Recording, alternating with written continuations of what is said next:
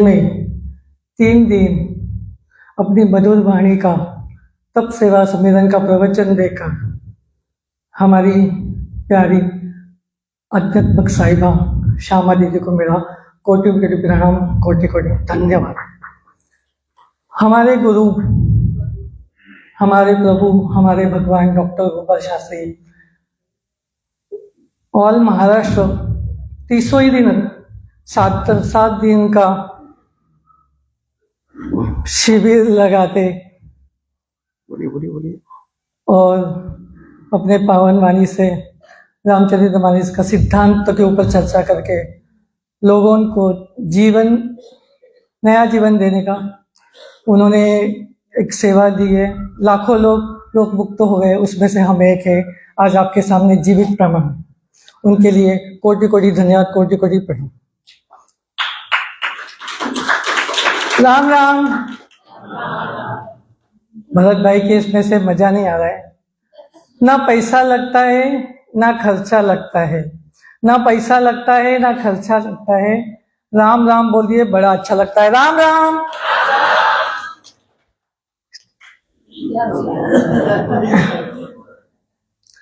मेरा नाम ज्योति माहौरकर है। मैं पुणे की रहवासी हूँ। अभी मेरठवासी हो गई हूँ, 4.5 साल हुए हैं। 2005 में सबसे पहले 2 हार्ट अटैक आ गए, माइल्ड अटैक थे। 15 दिन हॉस्पिटल, 15 दिन घर में, ऐसा सिलसिला चल रहा था। उसमें डॉक्टर लोगों ने एक ही बोला था कि आपका ये वॉल लूज है, उसमें से शुद्ध रक्त बोलते हैं ना, वो हो रहा है, तो आपका ऑपरेशन नहीं होगा। सिर्फ टेंशन देने का नहीं है, टेंशन लेने का नहीं। लेकिन हमारे परिस्थिति ऐसी कि टेंशन ही टेंशन था, जिंदगी भर टेंशन चला रहेगा। उसके बाद में मेरा छोटा एक व्यवसाय था, 250 टिफिन का। मैं टिफिन प्रोवाइड करती, मैं खुद खाना बनाती थी, खुद सब करती थी। उस सिलसिले में मुझे एवियन नाम का एक ये हो गया था, जो अपना बॉल रहता है टाइज में, वो बॉल का पूरा खराब हो गया था, उसको चेंज करने को बोला था। तो उसकी जो डॉक्टर लोगों की फीस थी वो बहुत भारी थी, हमसे हो रहा नहीं जा रहा था, इसलिए हमने वो ऑपरेशन नहीं किया। फुल बॉडी पेन हो रहा था और मेरा माखड़ हाड़ का जो ये होता था वो भी पूरा डैमेज हो गया था। उससे मुझे उठने बैठने को और नीचे बैठने को बिल्कुल आता नहीं था। मैं पूरा दिन बेड पे लेटी रहती थी।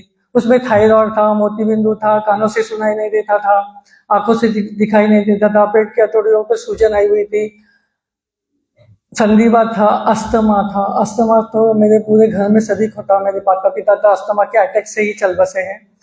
ये सब सिलसिले में मैं रोज की 40 टैबलेट खाती थी।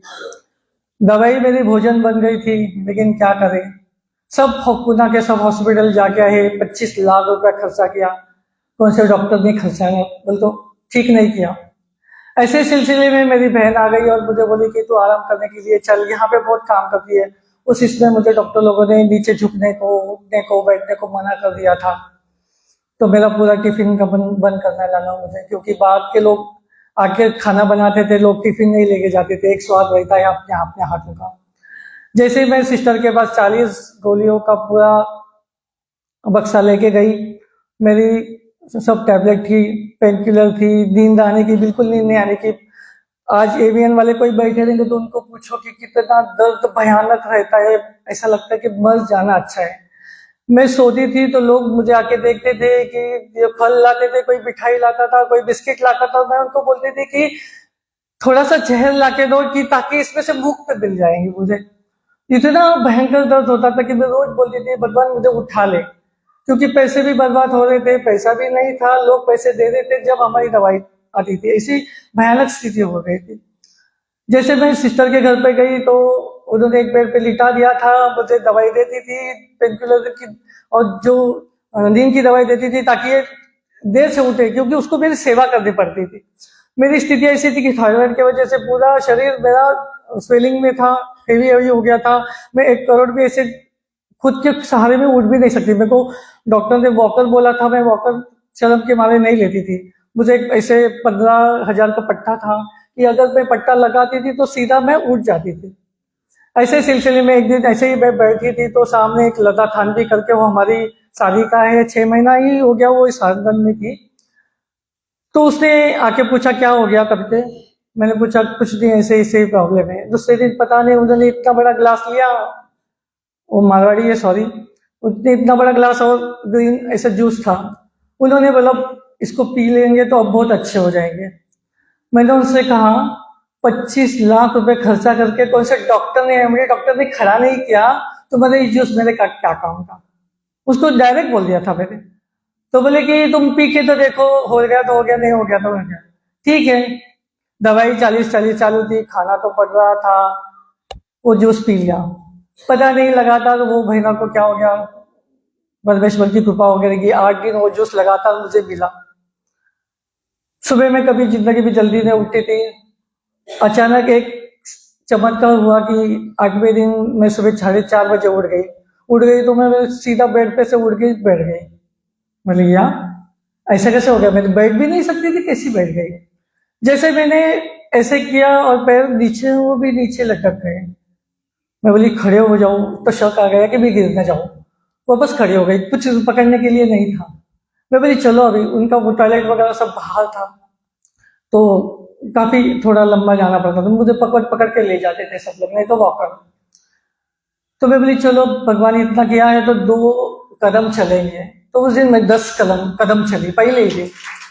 जैसे हो गया और मैंने नहाना वगैरह शुरू किया, मेरे गिलास हाथ नीचे गिर गया। जैसे गिलास नीचे गिर गया तो मेरी बहन उठी और बोली कि मंजू तुझे क्या हुआ। बोली जूस। यहाँ किसने भेजा। बोली जूस। बोली पागल हो गई क्या। बोली जूस। तो बोली जूस 11 बजे आने वाला है। बोली जूस। तो उसने तुरंत भाभी जी को फोन लगाया, लड़का भाभी जी मेरी बहन देखो क्या हो गया, तुम्हारी जूस ने कुछ तकलीफ हो गई क्या। उसको बोलने को क्या, मुझे बहुत अच्छा लग रहा है, क्या दिया बहना मुझे बोलो। तो बोले आ जाओ घर पे। 5:30 बज गए थे। मैं बोली मैं घर जाऊंगी। वो बोली अरे अंधेरा तो। बोली मुझे मालूम नहीं, मुझे अभी क्या भी सब देखना है। तो मेरे जीजा बैठे थे, बोले साली साहिबा हॉस्पिटल में जाना पड़ेगा, ये पट्टा लेके जाओ। मैं बोली नहीं, इस जूस ने उठाया तो ये पट्टा कुछ काम करे। उसी दिन मैंने वो पट्टा फेंका और वैसे ही चल पड़ी। और थोड़ा थोड़ा थोड़ा करके मैं चली तो वो शादी का इतने बड़े भगोने में ग्रीन जूस बना रही थी, तो सबको सेवा दे दी थी ग्रीन जूस की। जैसे मैंने डायरी का पन्ना लिया और उसको बोले इसमें क्या क्या है, वो सब जान लिया। तो उसके हस्बैंड आके मुझे बोल रहे थे मेरी शुगर की दवाई खत्म हो गई, मेरा मुझे सब सर के ऊपर से जा रहा था। मुझे एक ही मालूम रहा कि मैं इससे उड़ गई हूँ। 6 महीना आज मैं बेड पे लेटी थी। डॉक्टर लोगों ने बोला था कि अगर तुम 3 ऑपरेशन नहीं करोगे तो हमेशा के लिए बेड पे रहोगे, कभी उठ नहीं सकोगे। यही मुझे बोला था और आपके सामने ही मैं जिंदा हूँ और चलती फिरती हूँ। तो ये बोलने के बाद भी जैसे मैं वो उसका जूस वगैरह ले लिया और मैंने लगातार उसको किया। मैंने मेरी बहन को बोला कि अब मैं जा रही हूँ, लेकिन वो जूस पीने के बाद इतना हो गया कि पेट साफ होने का। मैंने एनिमा के बारे में कुछ सुना ही नहीं, सुनने की इतनी यही नहीं थी मेरी। जैसे फिर 15 दिन के बाद थोड़ा अच्छा लगने लगा तो बोली घर पे जाओ। जैसे घर पे गई तो मेरे हस्बैंड आए, दे दो 10,000 रुपये। मिली क्यों, तुम्हारे 5,000 और हमारे 5,000। तो मैं बोली आज के बाद ये 5,000 नहीं दूंगी, 10,000 नहीं दूंगी, आज के बाद ये तुम फ्रूट्स फल के ये सब पत्तियां लेके आओ। बोली पागल हो गई क्या। बोली पूरी पागल होने वाली हूँ। और जैसे उनको लिख के दिया, उन्होंने वो लिया तो इतनी मतलब इतना अनपढ़ थी कि वो जूस, मैंने बोला कि अगर इसने एक गिलास जूस लेके मुझे उठाया है उतनी इतना से दे रही थी, अगर हम लोटा लोटा पेंगे तो बहुत जल्दी ठीक हो जाएंगे। तो मैंने क्या किया, कुछ मालूम नहीं था, सिस्टम मालूम नहीं था कुछ। मैंने नहीं किया, सुबह सुबह उठ के करने की 1 लोटा पीने की, कुछ ना देगा मुझे पीने की, लेकिन एक होने का 20-20, 25-25 बार जाने की। बोली जाने तो पेट साफ, उसमें से मेरी एसिडिटी कम हो गई। फिर मैंने उनको वापस फोन लगाया, मैं बोली मुझे इसके बारे में कुछ जानकारी चाहिए, कुछ ये करो। तो फिर वो अमृतादाई पाटिल का मिला, तो वो बोले कि आपकी 2 दिन पहले शाबादी थी आके। बोले अच्छा ठीक है, वो भी नसीब में नहीं हमारे। फिर वापस एक फोन आया कि 2015 में डॉक्टर साहब का 1 दिन का औरंगाबाद में शिविर था। मैंने कैसे जाऊं, कभी जिंदगी में कभी कहीं नहीं कहा है, कैसे करके हम चले गए और वो शिविर में पहले ही इस पे बैठ गए। 85 वेट के वेट चेहरा काला काला सा, ऐसे सूजन हुआ, ऐसी बैठ गई। बैठने का था, मैं बोले मुझे कुर्सी चाहिए। डॉक्टर साहब बोले ऑपरेशन हुआ है घुटनों का। मैंने नहीं, तो बैठ जाओ। उनका सेशन चालू हो गया। 2-3 बार देखा, बोले हंस, जरा मुस्कुराती क्यों नहीं हो? बोले बाप रे, हंसना भी पड़ेगा, मैं हंसी भूल गई थी, पहले ही दिन से हंसी भूल गई थी, इतनी सारी दवाई खा के इतना सारा के पूरा अंदर झड़ जाके काला काला हो गया था सब। ये सब होने के बाद जूस का टाइम आ गया, तो मैंने एक लेडीज को पूछा, मैं जूस नहीं पीऊंगी, जूस पीने के बाद बहुत टॉयलेट को जाना पड़ता है, उधर भी ग्रीन जूस ही था। वो बोली कितने बजे पीते थे? मैंने सुबह 7 बजे। तो बोले नहीं, ये सिस्टम को फॉलो करो, बाद में ये डाइट प्लान इनका सिखा भी पी लो। जैसे मैंने पी लिया, वापस आके बैठे, जैसे इनका अनुभव सत्र वगैरह चालू हो गया। एक एक बंदा आके एनिमा पॉट के बारे में बता के जाता था कुछ। मैं बोली यार, ये प्लास्टिक का डिब्बा लेने में कुछ है। मैंने इनका थोड़ा नजरिए करके प्लास्टिक का डिब्बा और एनिमा पॉट ले लिया और वापस आके बैठ गई। वापस एकदम डाइट सिस्टम बोला उन्होंने, सब बोला, और 4 बजे लगातार मैं घर पे गई। मेरी बिटिया का पहला ही जॉब का था, वो बेंगलोर जाने वाली थी, 2015 की बात कर रही हूँ। मुझको मैंने उसको पूछा कि आपके पास कितना टाइम है? तो बोली मम्मा 1 घंटा है। तो क्या हो गया? मुझे औरंगाबाद में सब लोग ने अपना अपना अनुभव बताया और एनिमा के बारे में बोल रहे थे। ये प्लास्टिक का 100 रुपए वाला 150 वाला डिब्बा मेरे लिए आज क्या काम करता है मुझे देखना है। 25 लाख रुपए खर्चा किया, डॉक्टर ने नहीं, ये इसका काम क्या होता है। जब मैं हमारा इंडियन टॉयलेट था और मुझे इतने क्रैम्प आने की मैं 3 मिनट के ऊपर टॉयलेट में बैठ नहीं सकती थी, मेरे पेट में ऐसे इधर से क्रैम्प आने का, मैं उठ जाने की। उस दिन इनका जो सिस्टम के द्वारा एनिमा लिया, 2 मिनट 3 मिनट हो गए, 4 मिनट, उसमें बाद 2 बार मेरी लड़की आई, अम्मा आ रही हो ओके, अम्मा आ रही हो ओके? बोली हाँ। 5 घंटे के बाद मैं पसीने से बाहर आ गई। आपको यकीन नहीं आएगा, झूठ बात नहीं करी थी, उस दिन मेरे पेट में से 5 किलो मल बाहर पड़ा था और उसी दिन से मेरी जिंदगी बदल गई। मैंने स्नान किया, ध्यान किया, खाना खाया, सो गई। सवेरे उठ के इससे सिस्टम से ही गुंजन, ध्यान, एनिमा और ठंडे पानी से स्नान कर दी। अस्थमा इतना भयंकर था, संधिवात भी इतना भयंकर था कि जाड़ों के दिनों में मेरे पूरे हाथ ऐसे होने के, मुझे कुछ काम करने का ही होने का नहीं। जैसे दोपहर में 11-12 बजे तक तो मैं इतनी ये करने की कि 12 बजे तक 12 बजे ही जूस लेने की, और ग्रीन जूस कम से कम 6 साल लिया। डॉक्टर साहब ने उस टाइम पे बोला कि बस हो गया, ज्यादा ग्रीन जूस मत लो, अभी चेंज करो आप। और जैसे 12 बजे तक जूस लेने के बाद में सलाद, फल सलाद खाने के, सलाद इतना अच्छे से खाया है मैंने, कच्चा खाने के बाद में मैं तो बोलती एनिमा की भी जरूरत नहीं पड़नी चाहिए, इतना कच्चे से मल निकल जाता है। उसके बाद में थोड़ा सा विश्राम किया था, फिर बाद में 4 बजे हल्का सा नाश्ता, ज्यादा 80% सब्जियां, 20% बोल तो सब्जी, और एक बोल तो कुछ पोहा उपमा कुछ भी, लेकिन सब्जियां ज्यादा ऐसे करके खाया। 5 बजे वापस स्नान वगैरह करके, वापस ध्यान करके, वापस खाना, पूर्ण भोजन में भी 80% सब्जी और 20% अनाज, ऐसे किया। रात को वापस ध्यान करके सो जाने की, ऐसे सिस्टम से एक हो रहा। मेरा एक था कि मैं बहुत कॉफी पीती थी, 20-20 कप कॉफी, ये आए तो इनके साथ कॉफी, ये आए तो इनके साथ कॉफी। और मैं पंडित समाज की हूँ, मुझे पराठे लगते थे, 2-3 पराठे साथ घी, असली घी के, और कॉफी चाहिए थी।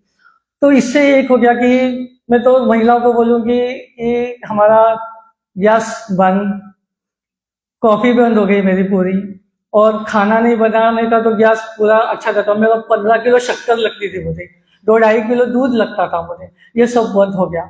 और खाना तो आज मैं बोली ना कि मेरा इतना, दवाई खाती थी उसके में मुझे 2-2, 3-3 रोटी खानी पड़ती थी, क्योंकि दवाई इतनी पावरफुल थी कि दिन भर में 3-4 बार तो खाना ही होने का। तो आज मैं ये साधना में आई, जब से मैं 24 घंटे में से 1 रोटी खाती हूँ, और शाम को वो भी 1 ही बार खाना खाती हूँ। आज मैं अभी भी आपको बोलती हूँ कि आप लोगों ने सब 19 तारीख से उपवास किए होंगे, मैंने 8 तारीख से अनाज नहीं खाया है, मैं 8 तारीख से सब्जी पे और फल पे, जितने दिन का मेरा उपवास हो गया है। इसमें जैसे जैसे आगे मैं बढ़ी और ये साधना किया, तो 1 महीने में मेरा 10 किलो वजन कम हुआ। उसमें मेरा वजन 85 kg बढ़ गया था, तो 10 किलो वजन कम गया। 3 महीना में मेरा 35 किलो वजन कम हुआ था। ये साधना से हो गई ऐसी बात कि 1 दिन का शिविर किया, जब 7 दिन के शिविर की बात आ गई, तो हमने नगर में 7 दिन का शिविर बहुत जल्द यहाँ पे किया था। तो 7 दिन के शिविर में मुझे ज्यादा बैठने को नहीं आता था, तभी भी सामने बैठकर सिद्धांत के ऊपर चर्चा करके और सब डॉक्टर साहब का सुन के जब हम घर में आए 7 दिन के बाद तो कुछ बुखार आया था। तो डॉक्टर साहब हमेशा बोलते हैं जिसको सर्दी बात होगा उसको 100 बुखार आना चाहिए। जैसे घर में गई तो मुझे इतना बुखार कि बच्चे लोग बोले चलो बाजू में ही डॉक्टर था, डॉक्टर के पास चलो दवाई लाओ। बोले नहीं नहीं, हमारी बुक निकालो उसमें क्या लिखा है देखो। तो बोले पहले भगवान का पैसा निकालो। हमने भगवान का पैसा निकाला। बोले अभी गुंजन करके आओ। तो हमने गुंजन करने को गए तो थोड़ा सा लाल और मुझे अस्थमा भी भयंकर था। थोड़ा सा पीला पानी, ये पानी, काला पानी, बाद में एकदम खून वाला पानी निकलने लगा। मैंने गुलना किया और एकदम डर गई। डॉक्टर साहब को फोन किया, डॉक्टर साहब ऐसे ऐसे खून आ रहे। अरे कहाँ से खून आया? बोली बंद किया अभी मैंने। तो बोले पेड़ा बांटो। तो बोले मैं मस्करी के बोर्ड में नहीं हूँ। तो बोले मैं क्या मस्करी करूँ? तो बोले अस्थमा था क्या? बोले हाँ। तो बोले आपका अस्थमा गया ऐसे समझो, पेड़ा बांटो जाओ जाके। और उस दिन से मैंने आज तक अस्थमा का पंप नहीं लिया, अस्थमा की कोई दवाई नहीं ली, कुछ भी नहीं लिया। जैसे सर्दी बाग भी मेरा गया, यहाँ पे तो इतना जाड़ा होता है। आज 4 साढ़े 4 साल में ये जाड़े में हूँ। तो जाड़े के टाइम पे ये लोग भी मुझे देखते हैं, कुछ ऐसा कुछ प्रॉब्लम नहीं। संधिवात तो ऐसे ही चला गया मेरा, कुछ भी प्रॉब्लम नहीं। इतना टैबलेट खाती थी संधिवात की, अभी झुकती हूँ, चलती हूँ, भागती हूँ, नाचती हूँ, सब करती हूँ, कुछ भी नहीं। जैसे डॉक्टर लोगों ने बोला था ना कि तुम एक स्टेप भी नहीं चढ़ सकते और ऑपरेशन करना ही पड़ेगा। आज कुछ ऑपरेशन की जरूरत नहीं पड़ी, एवियन भी चला गया। नहीं तो एवियन के लोग पूरे ऐसे फेंगड़े चलते हैं, मैं पूरा सीधी चलती हूँ, कुछ भी प्रॉब्लम नहीं। और ये साधना का ऐसा है कि तब सेवा सुमिरन तीनों ये दैनंदिन जीवन में एक साथ में करना चाहिए। तब मैंने इतना किया कि 12 बजे तक मैं कुछ भी लेती थी। 11 तो नहीं, मैं 12 बजे तक कुछ कुछ काम करते रहती हूँ, कुछ भी नहीं। तब की वजह से मेरी सारी बीमारियां ठीक हो गई, मेरी दवाई बंद हो गई। सेवा के मैं एक ही बोलूंगी कि सेवा करना मुझे बहुत अच्छा लगता है। जिधर जाओ ऐसा लगता है कुछ मैं करूँ, कुछ मैं जो नहीं करने को बोला कभी मैं वो कर लेती हूँ, मुझे उसमें आनंद आ जाता है।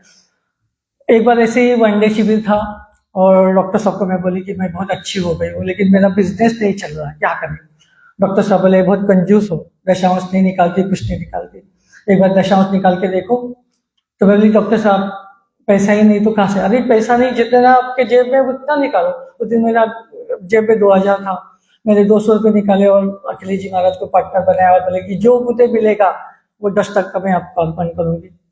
जैसे ये शिविर खत्म हो गया और घर में गए थोड़ा आराम करने लगे। एक 10 बंदे आए, बोले कि आंटी जी टिफिन लगाने था।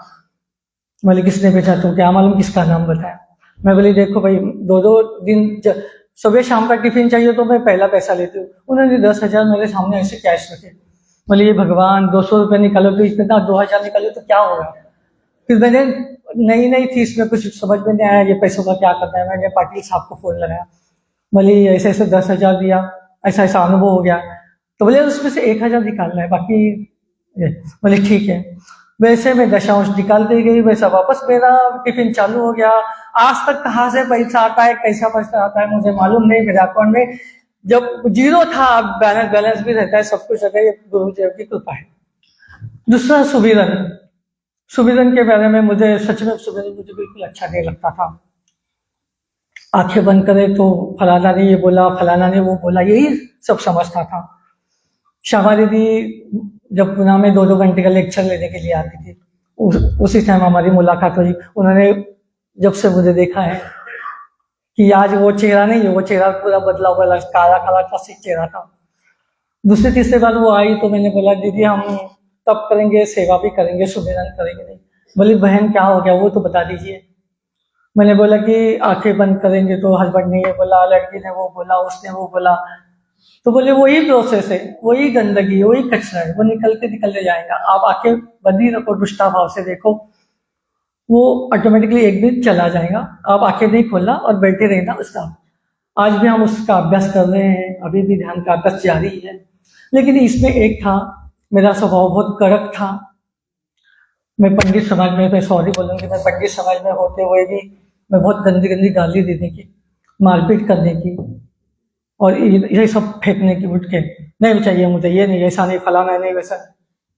और बहुत, और एक महीना खाना नहीं खाने की, किसी से बात नहीं करने की, बात तो करने की नहीं, मर गया तो भी चलेगा लेकिन बात नहीं करनी, इतना था। पता नहीं इनके ध्यान के सब लेक्चर सुनते सुनते सुनते, अभ्यास करते करते आज ऐसा दिन आ गया है कि मुझे मालूम नहीं मैंने कब गाली दी थी और कब कुछ कहा था। और बच्चों घर में गई और बच्चों ने कुछ किया तो मैं उनको बोलती हूँ ठीक है आगे से ऐसा नहीं करना। मेरा लड़का बोलता मम्मा कुछ बोलोगी नहीं, कुछ पीटोगी नहीं, कुछ गाली नहीं दोगी। तो मैं बोली कि आप बोलते हैं ना कि बार बार मेरठ जाती हो, बार बार सुबह उठ के तो ध्यान में बैठी रहती, रात को भी देखा तो ध्यान में, कभी भी ध्यान में बैठी हूँ। तो ये ध्यान का तरीका है, ये ध्यान ये साधना का ही बदलाव है। तो ये तुमको देखना चाहिए कि अम्मा हमारी कैसी बदली है, कैसे। तो उनको वो समझ में आया। तो ध्यान का अभ्यास प्रतिदिन 3 बार करने से ये हो गया है। लेकिन अभ्यास अभी भी चालू है, अभी भी साधना में हम सबके पास से सीखते ही रहते हैं। और मैं बोलूँगी मेरा सौभाग्य ये है कि आज मेरठ आश्रम में सेवा मिली है और दोनों मेरे गुरु बहनों के साथ में पल रही हूँ। 0-20 से बड़ा सौभाग्य और इससे बड़ी खुशी मेरे इस जीवन में कुछ भी नहीं है। दूसरी बात, एक ऐसा ही चलता चलता एक दिन अचानक से मुझे वापस दर्द करने लगा, पूरा बॉडी पेन सब होने लगा। दवाई बंद की थी। मैंने पाटिल काका को वापस फोन किया, पाटिल काका मला वाचवा, बचाओ। बोले क्या हो गया? बोले यार वापस दर्द होने लगा। बोले तुलादान किया? बोले नहीं किया। बोले पहले तुलादान करके आओ। बोले ठीक है। उसी दिन कैसे तो भी ऑटो पकड़ के जितना हमारा बजट है उसका 1 किलो ज़्यादा गेहूँ और पुराने कपड़े वो सब निकाल के तुलादान किया, घर आके स्नान किया, थोड़ा आराम किया। सवेरे उठ के ऐसा लगा कि कुछ हुआ ही नहीं था, वापस पहली स्थिति में अच्छा लगा। बोलते इतना तुलादान का भी इसमें है। ये सब करते करते आज ऐसा हो गया कि मेरे आंखों का भी प्रॉब्लम था। उस टाइम तो मुझे इतना भी नहीं दिखने का, मुझे मोतियाबिंदु एक डॉक्टर ने बोला था। जैसे मेरी सिस्टर बोली कि 6 महीने के बाद कि इतना अच्छा हो रहा है तो एक आंखों का भी हम लोग जान लेंगे क्या होता है करके। जैसे हम हॉस्पिटल में गए, मेरा वजन 85 से 48 हो गया था, मैं बहुत लड़की जैसी दिख रही थी। तो वो डॉक्टर के पास गई तो एक बार दवाई डाली, दूसरी बार दवाई डाली, तीसरी बार डाली। मेरी लड़की सिस्टर बोलती काज बिंदु हो गया क्या? बोली चुप कर। मुझे थोड़ा ध्यान में आ रहा था कि ये सब साधना का कमाल है, कुछ न कुछ नहीं है। वो डॉक्टर सुन रहा नहीं था। मैं डायरेक्ट अंदर गई और उसको बोली डॉक्टर साहब कुछ प्रॉब्लम है क्या? बोले तुम्हारे साथ कोई बड़ा आया क्या? मैं बोल रहा हम नहीं बड़े हैं और कौन बड़ा आने वाला है। तो मैं अंदर गई, बोलो क्या हो गया? तो बोले कुछ आपने कुछ किया क्या? मुझे बोला कुछ किधर गई थी क्या, दूसरी तरफ ट्रीटमेंट ली क्या? मेरी डॉक्टर साहब बोलो जान निकल जा रही है। तो बोले कुछ नहीं किया। तो उसने इतने जोर से किया इम्पॉसिबल। मैंने क्या हो गया? मैं उठ के खड़ी, बोली बैठो। बोले कि मैं 25 साल से इस हॉस्पिटल में सर्जन हूँ, मैंने किसी को अगर लिख दिया, बोले पर्ची दिखाओ कौन से डॉक्टर ने आपको लिख के दिया कि बोले बिंदु का ऑपरेशन करना है 6 महीना में। अरे ये तो शर्मा मेरा ही नाम है, लेकिन मैं 25 साल से सर्जन हूँ, किसी ने मुझे अगर मैंने लिख के दिया कि ऑपरेशन करवाना है उसका ऑपरेशन होता ही है, इम्पॉसिबल, ये कैसे हो गया? बोले जो क्रिस्टल जमा होते होते मोतियाबिंदु हो जाता है वो क्रिस्टल जमा ही नहीं, वो पूरे साफ हो गए, कुछ भी नहीं, मोतियाबिंदु का कारण ही नहीं। आपने किया क्या ऐसा? तो डॉक्टर जी को मुझे मुझे पूरे साधना लगा बोलने पड़ी और पूरे वो बोला कि तुम यही करो बाकी कुछ मत करो। और ऐसे ही मैंने पैरों के भी कुछ ऑपरेशन नहीं किए हैं। मेरे बालों की इतनी बड़ी समस्या थी कि मेरे यहाँ पे जाई पड़ी थी, टक्कल पड़ रहा था, पूरा टक्कल था। वो हमारी जो पार्लर वाली हमेशा बोलेंगे तुम आगे जाके ना टकली होने जाने वाली। बोले ठीक है होने दो। लेकिन डॉक्टर साहब के मैंने 80 शिविर किए, 80 पूरे गहराई से कुछ ना, वो छोटी से छोटी टिप मैंने उनका ये कर दिया। मैंने हमेशा उनको वो सुना वो लिख के लेने की, इसलिए उन्होंने बोला था ये करो वो करो, क्लोरोफिल है ये ग्रीन जूस में, तो वो ज़्यादा से ज़्यादा ले, तो उससे मेरे बाल बढ़ने लगे। इतने भी बड़े हो गए थे, अभी भी मैंने कटवाए हैं, हर महीना कटवाती हूँ, बाल बढ़ते ही जाते हैं, मुझे नहीं चाहिए रहते हैं। दूसरी बात कि जैसे यहाँ बोलते हैं कि पैसों में से 10% निकालना, कपड़ों में से भी निकालना। जब मैं साधना में आई थी तो मेरी इतनी परिस्थिति नहीं थी, मेरे पास सिर्फ 4 जोड़ी कपड़े रहने के। जैसे जैसे दशांश देते थे 20% हमको वापस प्रसाद मिलने का, वो प्रसाद में कपड़े ये वगैरह मिलने के। तो मैं बोली चलो ना आज अपन यहाँ से शुरुआत करेंगे। मैंने जैसे ही मुझे कुछ मिलने लगा तो 2 ड्रेस आए तो एक ड्रेस निकालने लगी। उससे एक फायदा हो गया कि आज ऐसी स्थिति है, 4 जोड़ी पे आई थी मैं, आज ऐसी स्थिति है कवर खोलूं तो पूरे कपड़े गिर जाते हैं, कपड़े लेने की मतलब कभी लेती ही नहीं, पता नहीं कहाँ से कैसे चले आते हैं वो देने से इतने बनते हैं। मैंने सबसे पहले 2 डिब्बे किए थे, एक प्रार्थना का डिब्बा किया था और एक दशांश का डिब्बा किया था।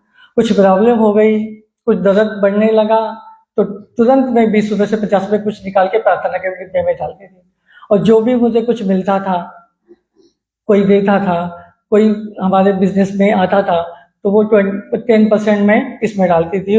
और दशांश देने से आमदनी बढ़ती है और खर्चे कम हो जाते हैं, अपने खर्चे बहुत कम हो जाते हैं। जितने पहले तो जितना देते थे उतना कम, और बैलेंस भी कम होता था।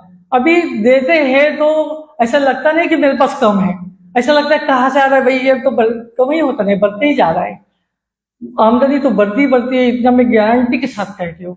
और मैं एक ही सबको बोलूंगी कि आप लोग ठीक होने का है आपको, तो आप लोग डॉक्टर के पास जाने से बजाय आप नारायणी डॉक्टरी में इतने सब शिविर के लगे रहे होते, तो आप क्या करो, 1 महीना सब शिविर करते जाओ।